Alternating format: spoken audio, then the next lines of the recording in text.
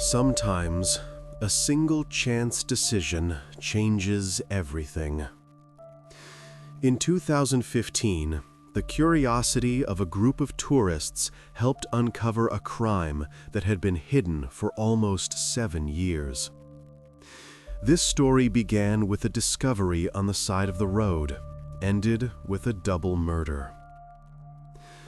Mid-July 2015, a few friends were driving to Adelaide and decided to stop near the town of Wynarka in Australia. A typical road break. They needed to stretch their legs, use the restroom. The parking area looked ordinary. A dusty patch next to the highway, a few parking spaces, a standard public toilet. Getting out of the car, the group noticed a battered suitcase off to the side of the parking area. It lay a few meters from the asphalt, as if it had been hastily thrown. It looked as though it had been there for more than a month. The fabric was faded by the sun, the corners caved in. At first, no one intended to meddle with someone else's belongings. They walked past it. But curiosity proved stronger. Through a tear in the fabric, some children's clothing was visible. The bright colors stood out against the faded suitcase. Someone from the group kicked the bag, not hard, more out of curiosity. And then something white appeared from beneath the rags. Smooth, hard. They looked closer. It looked like a bone. A pause. Glances exchanged. Was it definitely human? There was no certainty. They decided it was just a suitcase that had fallen out of some car, stuffed with strange junk. Maybe someone was transporting props or old things to throw away. No one dug further. Too eerie. The friends got back in the car and drove on, but the thought lingered. Mile after mile, and the conversation kept returning to the suitcase. What if it really was human remains? What if someone was in there? In the end, one of the girls finally called the police. Her voice trembled as she explained what they had seen to the dispatcher. She spoke of the suitcase, of the bone, of their uncertainty, but that they couldn't just pass by. When the patrol arrived at the scene, the suitcase was found quickly, exactly where the tourists had described. The police approached, crouched down. They looked inside through the tear. Inside, a child's skeleton. The scene was grim.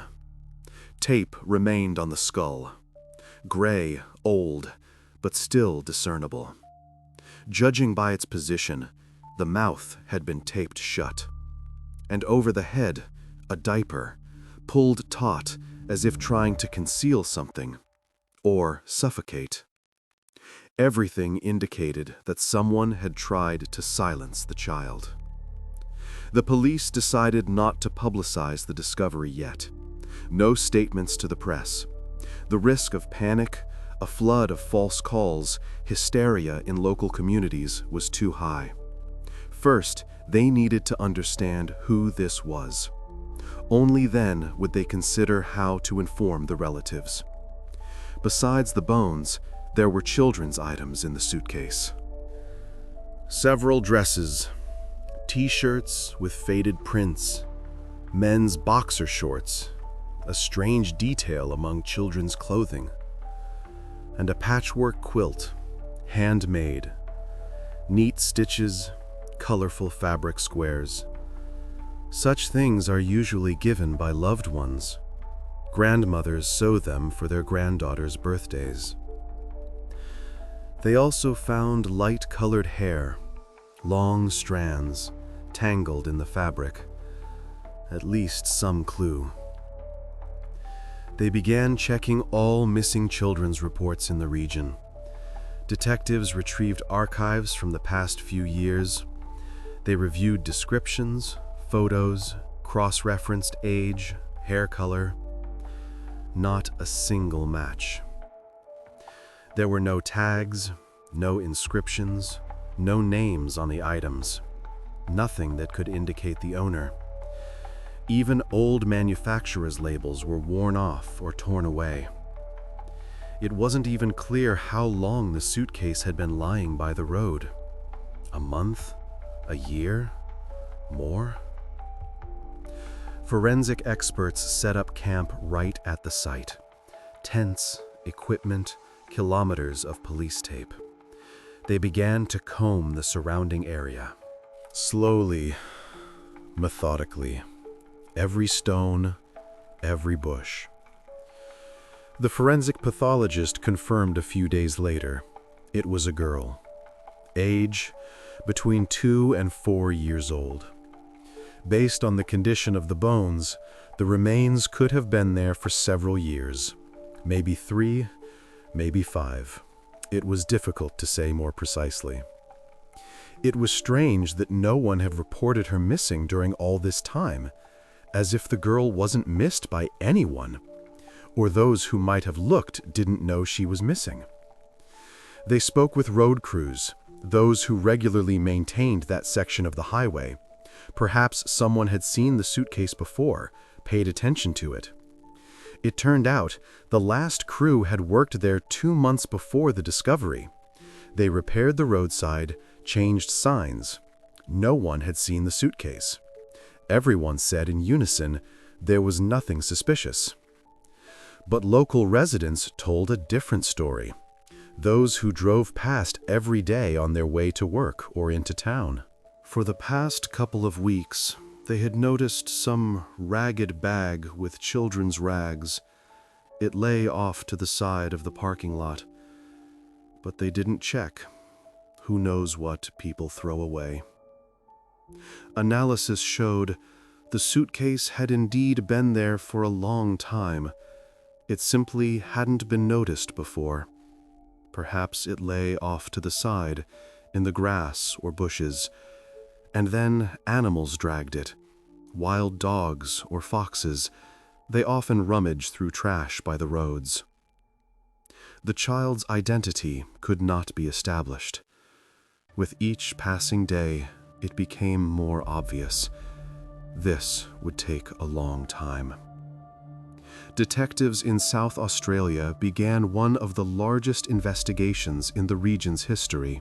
An entire group of investigators was assigned. Additional resources were brought in. Wainarka is a small farming community. A few dozen houses, 1 school, a shop.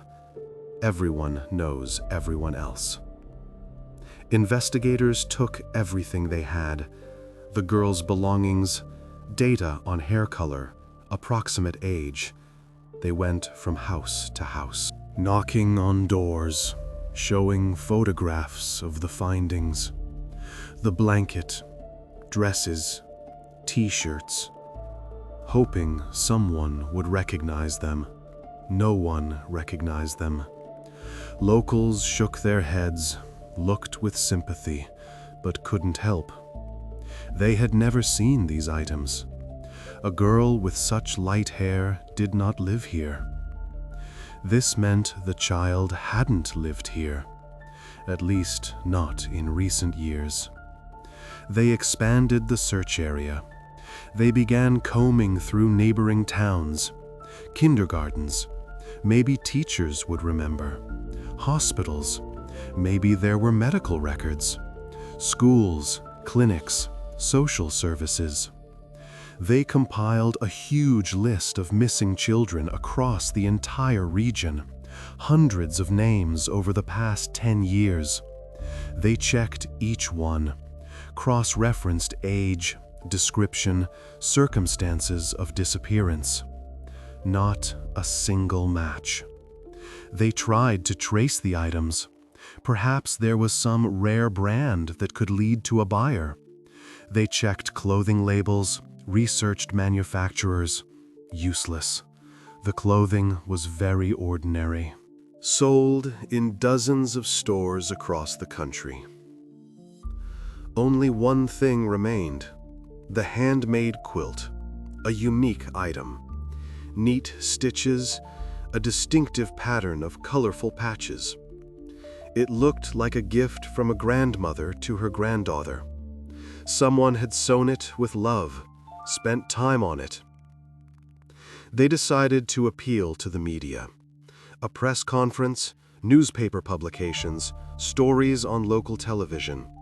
They showed a close-up photo of the quilt. The items were laid out on a table. The suitcase itself was also photographed. Calls started coming in. A few a day at first, then more. People called, shared their theories, recalled strange situations. One local resident recounted a story. Sometime long ago, he couldn't recall the exact date. He noticed a man on the roadside, well-dressed, a suitcase in his hands, walking along the highway, in the heat. It looked strange. People usually drive. But he couldn't provide a description of the stranger. Too much time had passed. Maybe young, maybe middle-aged. He didn't remember the face. Checking other leads also led nowhere.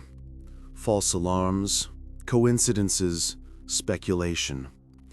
Weeks turned into months of fruitless searching.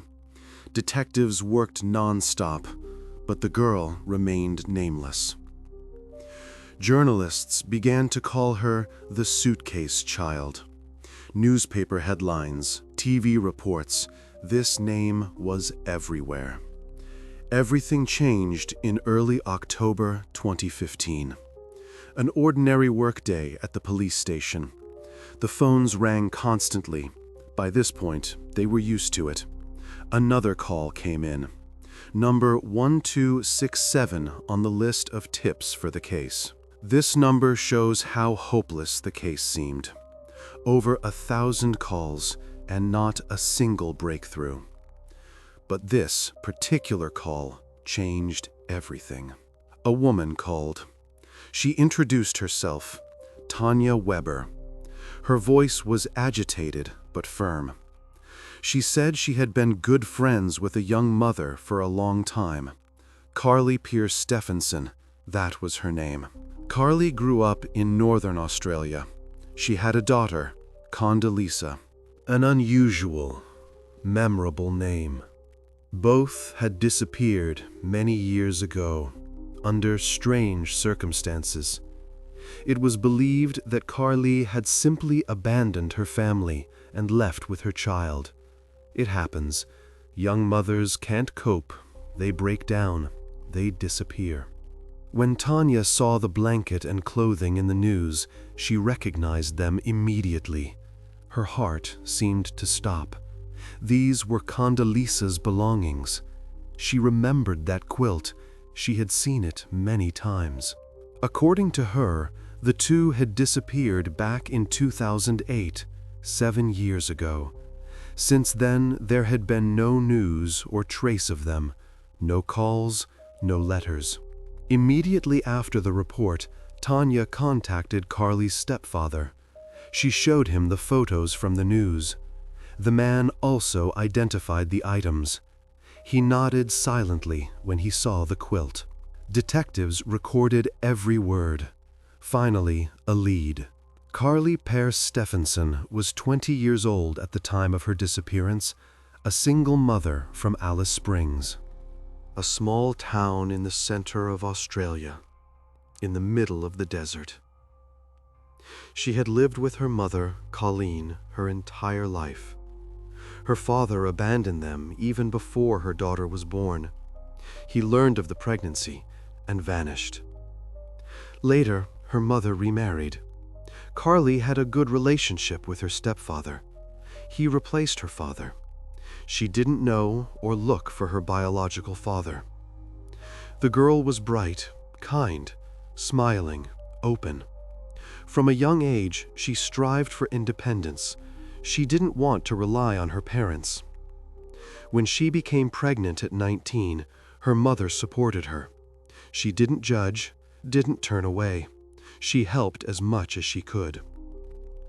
Carly went back to work almost immediately after giving birth. Money was needed, and her mother looked after the baby. They managed together. About a year before her disappearance, Carly started dating a guy. No one really remembered his name. They moved in together quite quickly. Relatives immediately noticed. The girl had changed. Distant, withdrawn. She communicated less often. She called less and less, answered questions briefly. A month before her disappearance, she stated that she was breaking up with her boyfriend. She said it abruptly, without details. She didn't explain the reasons. And then she announced news. She wanted to leave Alice Springs, to embark on a journey across the country, to show her daughter Australia, the ocean, cities, forests, everything beyond the desert town. The decision was impulsive, but for free-spirited Carly, this was in character. She had always dreamed of traveling. No one suspected anything. They were a little surprised, but supportive. Just before leaving, she said she wouldn't be going alone, with a man named Daniel Hold'em. The family knew nothing about him. The name meant nothing. Her mother immediately became worried. Who was he? Where was he from? Why hadn't her daughter told her about him before? Not much was found out. That he was 15 years older than her daughter. That they were just friends. They had met recently. The mother insisted on a meeting. She wanted at least to see the person with whom her daughter was going to travel. The meeting took place and immediately raised concerns. Daniel behaved strangely. He didn't look people in the eye. His gaze was always to the side, downwards, past the interlocutor. He hardly spoke. He answered questions monosyllabically, reluctantly. He limited himself to a couple of words. He was somewhat distant, unpleasant, even creepy. The mother tried to dissuade her daughter from the trip. She spoke with her privately. She explained that the man seemed strange to her, that it was better not to go. Carly was adamant. She said everything would be fine, that they were just friends, that her mother was worrying too much. Then the woman asked for something else, at least to leave her granddaughter with her. Let her daughter travel if she wanted, but why drag the child along?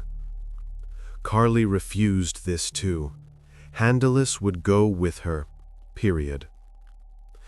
In November 2008, Carly and Handless left Alice Springs, a packed trunk, 2 suitcases, a stroller. The mother stood by the house and watched the car drive away. Her anxiety did not subside. At first, the girl called every day. She told her where they were, what they had seen, how the little one was doing. Her voice sounded cheerful, joyful. Then the calls became less frequent. Once every 2 days, once every 3, then after a week. In the end, only short messages. Everything's fine. Moving on. We'll write later. By Christmas, communication had almost ceased. And Carly adored this holiday. She always called, came if she could, was the first to congratulate. She never missed it. The mother waited for a call all day. Her phone was constantly at hand, but Carly didn't call. The woman was very worried.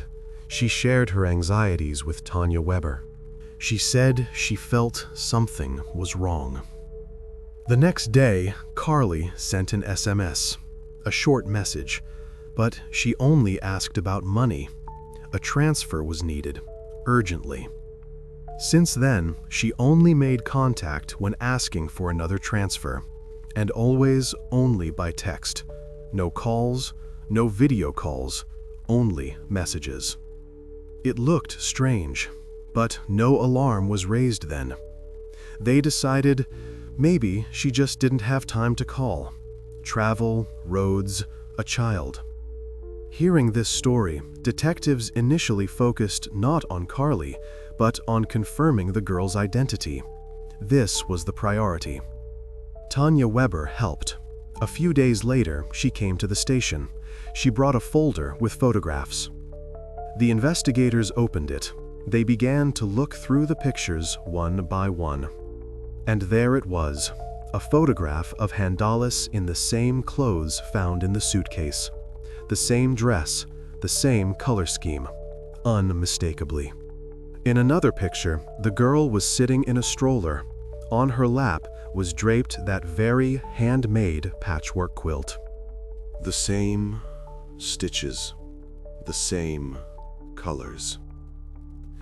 According to Tanya, Handalis's grandmother sewed the quilt. Colleen spent several weeks on it. She gave it to her granddaughter for her first birthday. A DNA profile was created from the girl's toothbrush, which her grandmother had kept. The sample was sent to a laboratory. It was compared with materials from the suitcase. A match. 100%. The police finally confirmed. It was 2-year-old Handalis Pierce. It seemed strange why the mother and daughter were not listed as missing anywhere. How could 2 people disappear and no one was looking? But a more thorough check showed. In 2009, the mother, Colleen, contacted the police. She filed a missing persons report for her daughter and granddaughter. But a short time later, she withdrew it. She said that her daughter had made contact and everything was fine. The most curious thing, despite their disappearance, Carly and Handalis's digital activity continued for years. Messages in Carly's name, transactions on her card, money withdrawals from various ATMs. Everything ceased only after the death of Carly's mother, Colleen, as if whoever was using her data had lost interest or opportunity. Now they needed to find Carly herself. It was unclear if she was alive, or if she had met the same fate as her daughter. Almost 5 years before the suitcase was found, in August 2010, a group of cyclists explored Belanglo Forest. This is an isolated area in New South Wales. Dense thickets, difficult trails, a place with a grim reputation. Here, in the 80s and 90s, serial killer Ivan Milat left the bodies of his victims, young travelers, hitchhikers, a total of 7 victims. He was arrested in '94, but the forest has retained a heavy atmosphere ever since. The group of cyclists got lost in the dense thickets. They rode off the trail, trying to take a shortcut. They wound between trees, trying to find their way out. Their attention was drawn to a bone. White, long, lying in the grass. They stopped, looked closer. They thought, an animal, a kangaroo or a dingo. The forest was full of them. But Belanglo's grim reputation made them doubt. What if it was human? They discussed it among themselves. They decided, no, it was definitely an animal, just a coincidence. They convinced themselves it was a dead kangaroo and left. But the thought lingered. A few hours later, when they had finished exploring other parts of the forest, they returned to the same spot. They decided to check again, for their own peace of mind. A couple of meters from the first bone, they found a human skull. It lay in fallen leaves, partially hidden by earth. There were no more doubts. They immediately called the police, explained where they were, what they had found. But since false alarms constantly came from Belanglo, tourists panicked, mistaking sticks and stones for bones. The detectives first asked them to photograph the find, to ensure it wasn't a hoax. The cyclists had to return to the spot. They took out their phone, photographed the skull. They sent it to the police. When the investigators received the photo and confirmed it was indeed a human skull, they went to the scene. The area was completely cordoned off. Forensics experts and medical examiners were brought in. They began methodically combing the surrounding forest. They found an almost complete skeleton. The bones were scattered, but most were collected. It was a woman. She had died under extremely brutal circumstances. Multiple injuries, fractures of the sternum, ribs, spine. Everything pointed to a serious, deliberate attack, not a random fight. Specifically, an attack with intent to kill. Her chest cavity was crushed, judging by the nature of the injuries, by a heavy object, or by feet. Someone had stepped on her, pressed down with weight, broken her bones. The bones were scattered over a large area, about 20 meters around. It was obvious that they had been lying there for many years. Wild animals had dragged the remains away. Nature had taken its course. The police looked for any clues for identification. They continued to think it was one of Ivan Milat's victims, perhaps one that hadn't been found earlier. They managed to find several items. A t-shirt, faded, torn, but still discernible. A silver earring in the grass nearby. A white sock stuck between tree roots. Attempts to identify the victim resembled the suitcase investigation. The same methods, the same dead ends, the same failures. The only thing they managed to establish was that the t-shirt was sold in Australia from 2003 to 2006. A specific model, a limited production period. This ruled Milat out as a suspect. He had been arrested in '94. By 2003, he was already in prison. Almost a year of unsuccessful searches passed. New South Wales detectives checked every possible lead. Nothing.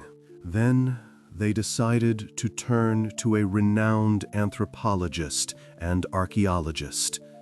The woman specialized in facial reconstruction from skulls. Previously, law enforcement agencies rarely consulted her. Too expensive, too long. But now she seemed like the last hope. They handed her the skull.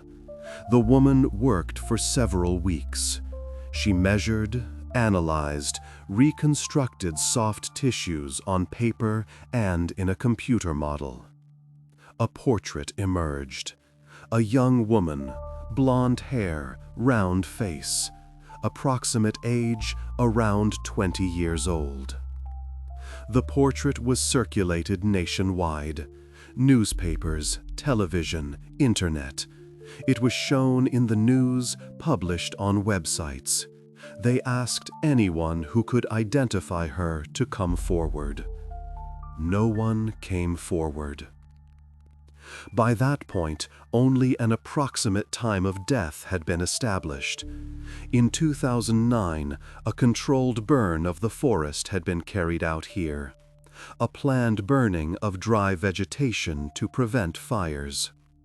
There were traces of fire on the bones, charred areas, sooty surfaces. This meant the remains were already lying there during the burn. This narrowed the time frame. The girl disappeared between 2003 and 2009. 6 years, still too wide a window. But for 5 years, the victim remained unidentified. Detectives continued to work on the case, but there were no leads. The media nicknamed her the Angel of Belanglo. On the t-shirt found near the body, the word Angel was written. There was no name, so they came up with that. Forensic experts managed to extract a full DNA profile from the bones. Good preservation, quality material. For 5 years, it was regularly compared with national and international missing persons databases. A new check every month, without results. When Hondalis's identity was established, investigators remembered the Angel of Belanglo. One of the detectives working on both cases noticed a coincidence. A young mother disappeared with a child. The remains of a child were found. The remains of a young woman were found. The chance of a match seemed minuscule. 2 victims, found almost 1,000 kilometers apart. Different circumstances, different locations. But they decided to check, just in case. They requested the DNA profile of the Angel of Belanglo. They compared it with the relatives of Carly Pierce Stevenson. A match. The detectives exchanged glances. It was her. It was Carly. They contacted Tanya Weber again, asked her to come, asked new questions about that trip, about her last conversations with her friend. The woman recounted details that had previously seemed insignificant. A week after the trip began, Carly called her. Her voice was strange, tense, upset. She said she regretted it very much, that she had made a huge mistake by going on this trip. She wanted to return home immediately, but she didn't explain why. Tanya asked, "What happened? What was wrong?" Carly evaded the answer. She said, "I'll tell you later, when I get back." And then she suddenly stopped making contact. Stopped answering calls. Communication was reduced only to text messages, short, dry phrases. For some time, the mother received photographs of her daughter and granddaughter, sent via SMS. In the pictures, they looked happy, healthy, smiling, Handless in a stroller, Carly nearby. By September 2009, this also stopped. The last photo arrived at the end of August. After that, only text. The woman was worried. She thought her daughter was intentionally distancing herself. Maybe she was upset about something. Maybe she wanted to show her independence. It was then that Colleen filed a missing person report with the police. She went to the station, filled out the forms, and explained the circumstances. But a few days later, she received an SMS from Carly. Her daughter wrote that everything was fine, just bad connection on the road. They would arrive soon. The woman withdrew the report. She decided she had panicked unnecessarily. According to detectives, Carly and Condoleezza were already dead by this point, dead for several months. During that trip, Carly was stopped by the police twice. This was recorded in the database. November 8, 2008, on a highway near Coober Pedy, speeding, a fine was issued. Then again, in early December 2008, in a suburb of Canberra, lane change violation, a verbal warning. Both stops were documented. Carly was driving. These were the last official confirmations that she was alive. Carly's murder presumably occurred on December 15, 2008, according to phone data and witness testimonies. The girl was killed within the following month. The exact date is unknown, but between December 15th and mid-January. But between 2009 and 2012, someone continued to use Carly's phone, her bank cards, even received state benefits in her name. Someone was using the deceased's identity for years for gain. Detectives retrieved financial records. They requested bank statements and transaction data. They established, from late 2008 to 2012, over $90,000 were withdrawn from Carly's account, gradually, in small amounts, $500, $700 at a time, regularly. All this time, her mother, Colleen, was transferring money to her daughter, approximately $500 at a time, once a month, sometimes more often. She hoped her daughter was just traveling, needed funds, and would soon return home. The longer detectives tracked activity after the departure from Alice Springs, the more frequently one name surfaced: Daniel Hold'em. Cash withdrawals in cities where, according to records, Daniel was located. Messages sent at times when Carly's phone was near Daniel's phone. It turned out, even at the time he met Carly, he had a long history: violence against women, beatings, threats, harassment. There were even reports of child molestation, several cases. The cases did not go to court. Witnesses retracted their testimonies, disappeared, or fell silent. Daniel was well known to the police. Numerous convictions: drugs, assaults, robberies. While serving time in prison, he earned a reputation: rapist, cruel, calculating, a very secretive type. He didn't talk to cellmates, keeping to himself. Daniel himself could not be found quickly. He disappeared from the radar. He didn't contact relatives, nor did he appear at old addresses.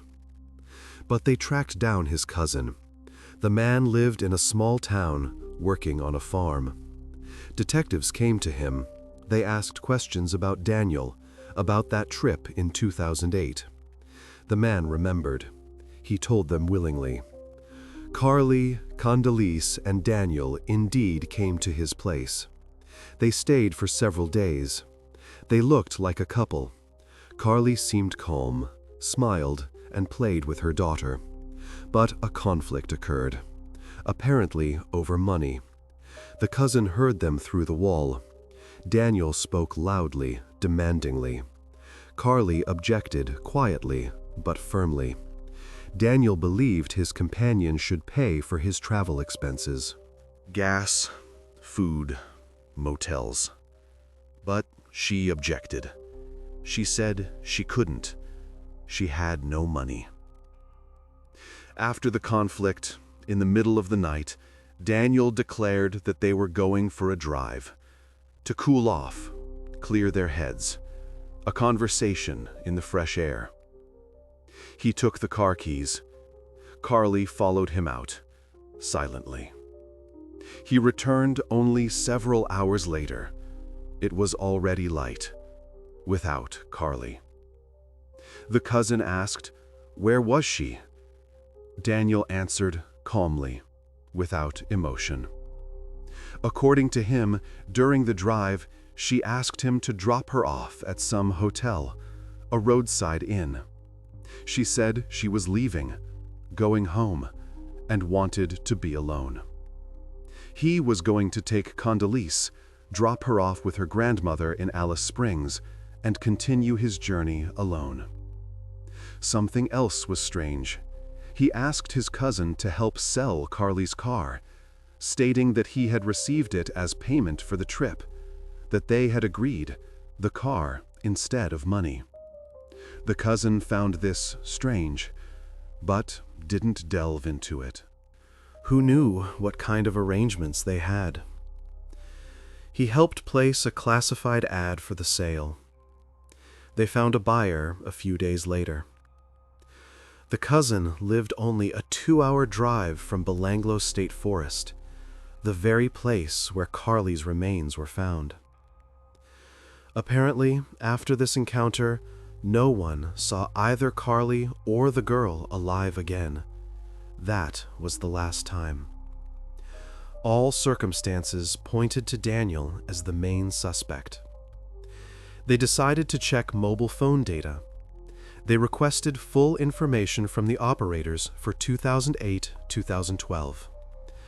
The records showed something interesting. Even after Daniel supposedly dropped Carly off at the hotel, her mobile phone continued to operate, and it was always near Daniel's phone. The same cell towers, the same cities, simultaneous movements. Surveillance camera footage was discovered. Gas stations, parking lots, stores. In the recordings, Daniel was alone, but Carly's phone pinged near him, in his pocket or bag. Now, they wanted to prove that he was withdrawing money from her account. Witnesses and bank video recordings were needed. And then, a woman suddenly appeared on the horizon. As it later turned out, it was she who impersonated Carly in real life. She went to banks, interacted with employees, presented Carly's documents, filled out forms at social services when benefits were required. Detectives identified her from video recordings and witness testimonies. An analysis of phone records revealed another detail. On the day of Carly's disappearance, December 14, 2008, Daniel headed towards Belanglo State Forest. Cell tower data confirmed the route. He spent several hours there. Then he returned. It was unclear what happened to Condoleezza, when exactly she died, and how she ended up almost 1,000 kilometers from where her mother died. Detectives focused on finding the woman who was impersonating the deceased. She was identified quite quickly: Hazel Pasmar. In her 30s, a wheelchair user. It turned out Hazel had been seeing Daniel even before the trip with Carly, several years before the disappearance. They met by chance in a bar. They started talking. He also offered her a trip across Australia, the romance of the open road, freedom. She agreed. She took her 3 children. 2 were from another man, but Daniel claimed the third was his biological child, although this raised doubts. The trip went smoothly. Several months across the country, ocean, mountains, deserts. Eventually, they decided to settle in Alice Springs. The woman wanted to find stable work. She was tired of the road. There, they met Carly at a local bar. They chatted several times. Daniel was closely involved with the criminal underworld.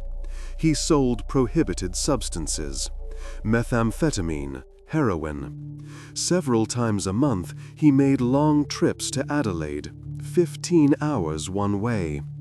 He collected large quantities of drugs there, hid them in secret compartments in the car, brought them back to Alice Springs, and sold them. On one such trip in 2008, he took Hazel and her 3 children. He decided to combine business with travel. During the nighttime journey, an accident occurred. Daniel was driving fast, breaking the law. He tried to avoid a collision with a kangaroo. The animal had jumped onto the road. He swerved sharply onto the shoulder. The car flipped over several times. It flew off the road, rolling down an embankment. 2 of Hazel's older children were thrown from the vehicle. They died instantly. There were no seatbelts. Hazel herself sustained terrible injuries. She lost a leg. Spinal cord damage. She remained partially paralyzed. A wheelchair for life. While she was recovering in the hospital, Daniel came to see her. Once. He brought flowers, apologized formally. And the next day, he came again, but this time with Carly and Condoleezza. He introduced them, said they were his friends. Just a day after that visit, in mid-December 2008, Daniel left on a trip with his new girlfriend. He abandoned the injured woman, grief-stricken, having lost 2 children, confined to a wheelchair. Hazel felt betrayed, used, and discarded. She sued him, demanding compensation for the accident, for her crippled life. All this happened in December. When she informed him about the lawsuit, Daniel suddenly declared that he had made a big mistake, that he missed her and intended to return to her for Christmas. He did indeed arrive, with gifts, smiles, and apologies. A few days after Carly's murder. When detectives contacted Hazel and informed her of Carly and Condoleezza's deaths, she initially denied everything. She said she knew nothing, that she hadn't been seeing Daniel for about 3 years, that they had broken up for good. Under pressure, she began to confess, slowly, in parts. Yes, she helped her ex-boyfriend gain access to Carly's accounts, advised him on how to bypass security, what documents were needed. Yes, she sent messages to the victims' relatives, impersonated Carly in correspondence, wrote on her behalf. But she insisted she didn't know about the fate of Carly and her daughter. She thought Daniel had simply stolen the cards, ordinary fraud. The situation changed when detectives threatened her with a prison sentence for fraud, complicity, a long sentence. Hazel broke down. She told the story. Her voice trembled, her hands shook. She accidentally picked up her boyfriend's phone. She wanted to check the time. She saw an unread message. She opened it out of curiosity. And there was an image, a dead woman on the forest floor. Her eyes were open, her face distorted. Her chest was caved in, blood on her clothes. Hazel was stunned. She couldn't breathe for several seconds. She initiated a frank conversation with Daniel. She showed him the photo. She asked, "Who is this?" Her boyfriend was silent at first. Then he confessed that he had killed Carly, and Condoleezza too. He recounted the details, calmly, without emotion, as if he were discussing the weather. According to him, he killed Carly at night after an argument at his cousin's place. He dropped her off in the forest. There, he attacked her. He beat her until she stopped moving. Then, he crushed her trachea with his foot. He stepped on her throat. He held it until he was certain. He stepped on her chest. With the weight of his body, he broke her ribs. He heard a crunch. He didn't kill the girl immediately. He left her in the car. He drove around with her for several days between cities, posing as her father. He stayed in motels, fed her, and put her to sleep. Then, in one of the motels, he wrapped her face with tape, several layers. He taped her mouth and nose shut. He put a diaper over her head, tightly, to suffocate her. The girl died slowly. She struggled, tried to breathe. He held her. When she stopped moving, the perpetrator hid the body in a towel. He packed it into one of the suitcases he had used during the trip. By that point, he was near Wangaratta. He was driving on the highway, looking for a spot. He saw a roadside parking area. He stopped, got out, looked around. No one was around. Silence. He took the suitcase from the trunk. He carried it away from the parking spots, into the grass. He threw it and drove away. After learning all this, Hazel did not go to the police. On the contrary, she became an even more active participant. She continued to impersonate Carly. She went to banks, withdrew money. She filled out documents at social services. She received benefits. The woman, with her only surviving child and Daniel, continued to travel. They stayed in different motels, moved from city to city. The entire group lived off Carly's benefits and transfers from her mother. Other people's money, the money of a dead person. Now Hazel claimed she participated in everything only out of fear, that Daniel would harm her too if she refused. But this sounded implausible. For the past 3 years, they hadn't even seen each other, hadn't communicated, lived in different cities. All this time, she could have easily gone to the police, told everything, but she didn't. When the local community learned the details of the case, people demanded that Hazel be held accountable, an accomplice, an accessory to murder. But she provided all the information only in exchange for leniency, a deal with the prosecution, immunity from prosecution.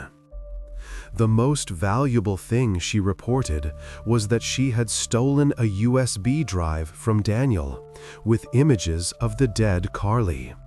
She kept it for several years. Then she gave it to her sister for safekeeping, as a backup. Investigators contacted Hazel's sister. They obtained the USB drive. They connected it to a computer. There were photos. Several dozens. Carly in the forest, on the ground. From different angles. This became the main evidence against Daniel Holdom. Irrefutable. The man was arrested in October 2015, early in the morning. Special forces broke down the door and stormed inside. He didn't even resist. He was charged with double murder, also a whole list of crimes: fraud, identity theft, drug trafficking. Until 2018, the case dragged on without significant progress. Lawyers, arguments, postponements. But almost 10 years after the murders, in the spring of 2018, he pleaded guilty. Suddenly, at one of the hearings, he simply stood up and said, "Guilty." This allowed him to avoid a jury trial, a deal with the prosecution, a confession in exchange for no public trial. The victims' families and the public were furious. They demanded the death penalty. Monstrous cruelty. The murder of a child. If not for this, then for what should capital punishment be applied? But the death penalty in Australia had been abolished back in 1985. The last execution was in '67. The murderer was found guilty. He was sentenced to the maximum possible term, 2 life sentences, without the possibility of parole. Never. Behind bars for the rest of his life. The motive remained a mystery. Daniel did not explain. He remained silent when questioned. In his speech, the prosecutor put forward theories. The murders were committed for thrills, power over life and death, control. Several other motives: gaining access to little Gonzales, towards whom he had previously shown sexual interest. Witnesses confirmed strange behavior. Financial gain, benefits, transfers from her mother, $90,000 over several years. Due to the poor condition of the girl's remains, the rape theory could not be confirmed. Too much time had passed. Investigators believed Daniel Holdom could have committed many more crimes. They checked his movements, looked for connections to other missing persons, but nothing could be proven. Daniel revealed some details of his childhood. Perhaps he was trying to explain. Perhaps he was just talking. According to him, his childhood was terrible. His stepfather regularly beat him, with fists, a belt, whatever was at hand. He starved him, locking him in a room for several days without food. He poured boiling water on him as punishment for minor transgressions. The boy tried to escape several times. He ran away from home, hid with acquaintances, but the police always brought him back to his stepfather. Against this backdrop, he started taking drugs at the age of 11, to forget, not to feel. Later, he attempted suicide 3 times. Overdose, cut wrists, a noose. He was saved each time. This did not justify it, but perhaps it explained part of the path to who he became. Despite the triumph of justice, this is a tragic story, without winners. Carly's mother, Colleen, did not live to see the murderer's arrest. She passed away in 2014, never learning what happened to her daughter and granddaughter. Gonzales's grandmother died before the remains were found and identified. Both passed away without getting answers. After all these events, the handmade blanket, the very one found in the suitcase with the child's bones, was given to the Pierce family, distant relatives. Carly and her daughter, Gonzales, were buried together in their hometown, Alice Springs, Australia. A small ceremony, several dozen people, friends, distant relatives, those who remembered. 2 graves side by side, mother and daughter, finally together.